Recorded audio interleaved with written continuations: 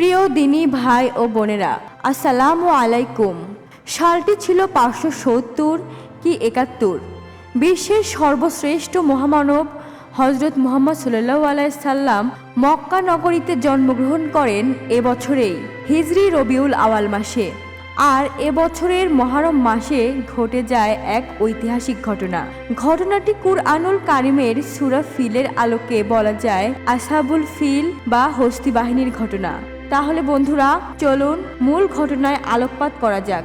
আব্রাহা ছিল একজন কৃতদাস।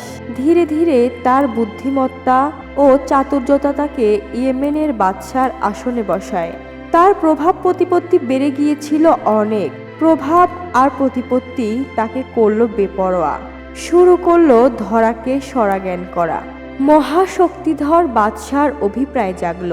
সে ইয়েমেনের রাজধানী সানায় একটি বিশাল আকৃতির গির্জা তৈরি করলো। আরব ঐতিহাসিকগণ একে আল কালিস অথবা আল কুল্লাইস বলে উল্লেখ করেছেন। গির্জার কাজ সমাপ্ত করে হাফসার বাদশাকে লিখলেন, আমি আরবের হুজুরকে মক্কার পরিবর্তে সানার গির্জার দিকে না ফেরানো পর্যন্ত ক্ষান্ত হব না। সদর্পে ঘোষণা করল আব্রাহার সব খানে। উদ্দেশ্য একটাই, যাতে মক্কার লোকেরা এটা আক্রমণ করে আর সেই সুযোগে কাবা আক্রমণ করা যায় খুব সহজেই। তাই হলো, জৈনক আরব সুযোগ বুঝে গির্জায় প্রবেশ করে মলত্যাগ করে। আর এই কাজটি করেছিল একজন কুরাইশ যুবক। কারো মতে কয়েকজন যুবক গির্জায় আগুন ধরিয়ে দিয়েছিল। আব্রাহার উত্তেজনাকার ঘোষণায় এর কোনোটা ঘটাই অস্বাভাবিক বা বিস্ময়কর নয়। আবার এসব ঘটনা ঘটানো আব্রাহার নাটক হওয়াও অস্বাভাবিক নয়। তবে ঘটনা যাই হোক, বাদশাহ আব্রাহার কাছে কাবা ভক্ত অনুরক্ত দ্বারা গির্জা অবমাননার রিপোর্ট পৌঁছালো। কসম খেয়ে বলল বাদশাহ আব্রাহা শপথ করে নিলেন, কাবাকে মাটির সাথে না গুড়িয়ে তিনি স্থির হয়ে বসবে না। শুরু হলো কথা অনুযায়ী কাজ। 60,000 পদাতিক এবং 9টি কিংবা 13টি হাতি নিয়ে কাবা ধ্বংসের উদ্দেশ্যে মক্কার পথে রওনা হলো। যাত্রা বাধাপ্রাপ্ত হলো ইয়েমেনের আরব সর্দার জু নফরের সেনাদল কর্তৃক। পরাভূত ও পরাজিত হলো তিনি। তারপর বাধাগ্রস্ত হলো খাস আম এলাকায় নুফাইল ইবনে হাবিব খাস আমি কর্তৃক। কিন্তু তার ভাগ্যে জুটল পরাজয়ের গ্লানি। খাসামিকে বাদশাহ আব্রাহার সেনাবাহিনী দিয়ে গ্রেপ্তার করালো। নিজের জীবন বাঁচানোর জন্য সে পথ প্রদর্শনের দায়িত্ব গ্রহণ করে। যুদ্ধাংদেহী মনোভাব নিয়ে এগিয়ে আসলো আব্রাহার হস্তবাহিনী তায়েফের উপকণ্ঠে। বনু স্কিফ গোত্রের নেই প্রতিরোধের ক্ষমতা। তাদের সর্দার মাসওয়াদ একটি প্রতিনিধির দল নিয়ে গেলেন বাদশাহ আব্রাহার কাছে। বিনয়ের সাথে তার আশঙ্কা থেকে বললেন, আপনি যে উপাসনালয়টি ধ্বংস করতে এসেছেন এটা কিন্তু তা নয়। এটি আমাদের মন্দির, আর সেটি মক্কায় অবস্থিত কাবা। আপনি আমাদেরটায় হাত দেবেন না। আপনার পথ প্রদর্শনের জন্য আবু রিগালকে দেব আপনার সাথে। আব্রাহা তাদের প্রস্তাব গ্রহণ করল আনন্দ চিত্ত আর খুশি ভরা মনে। মক্কায় যাওয়ার আর মাত্র 3 ক্রোশ বা 36 মাইল পথ বাকি। পথ প্রদর্শক আবু রিগাল পথিমধ্যে মাগাম্মাস বা আল মুগাম্মিস স্থানে মারা যায়। শুরু হয় আব্রাহার ছন্দপতন। যুগ যুগ ধরে আরবরা প্রতিশোধের পাথর মেরেছে আবু রিগেলের কবরে। অভিশাপ দিয়েছে বনু সাকিব গোত্রকেও বাদশাহ আব্রাহাকে কাবা দেখিয়ে দেওয়ার অপরাধে। মাগাম্মাস থেকে লুটে নেয় আব্রাহা বাহিনী তিহামাসবাসী ও কুরাইশদেরও বহু সংখ্যক উট, ছাগল ও ভেড়া ইত্যাদি। লুট করা সম্পদের মধ্যে রাসূল সাল্লাল্লাহু আলাইহি সাল্লামের দাদা আব্দুল মুত্তালিবের 200 উটও ছিল। বাদশাহ আব্রাহা দূত পাঠায় আরব সর্দার আব্দুল মুত্তালিবের কাছে। দূতের সাথে বীর দর্পে চলে এলেন আবু মুত্তালিব বাদশাহ আব্রাহার কাছে।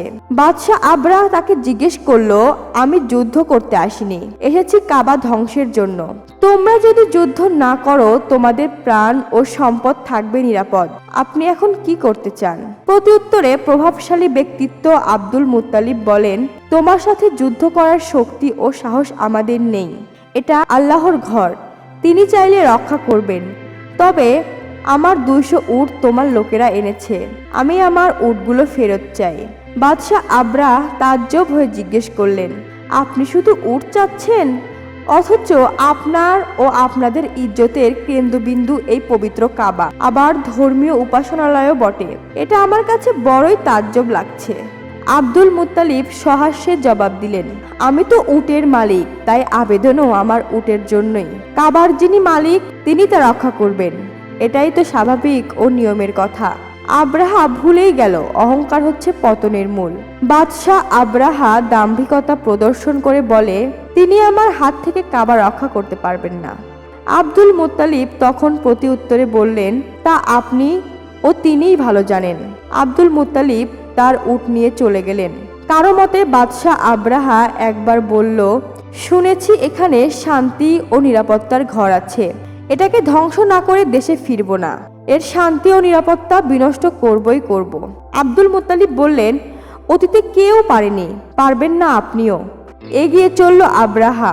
বিমর্ষ বদনে ফিরে এলেন আব্দুল মুত্তালিব। গণহত্যার হাত থেকে রক্ষা পেতে আব্রারবাসীদেরকে বললেন, যদি জীবন বাঁচাতে চাও পাহাড়ে চলে যাও। আর তিনি চলে গেলেন কয়েকজন সর্দার নিয়ে হারাম শরীফে। কাবার দরজা ধরে আল্লাহর কাছে ফরিয়াদ করলেন, হে কাবার মালিক, আপনি আপনার ঘর কাবা ও এর খাদেমদের রক্ষা করুন। হে আল্লাহ, বান্দা নিজের ঘর হেফাজত করে, তুমিও তোমার ঘর হেফাজত করো।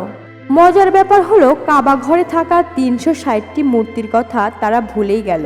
প্রার্থনা একমাত্র আল্লাহর কাছেই জানালো।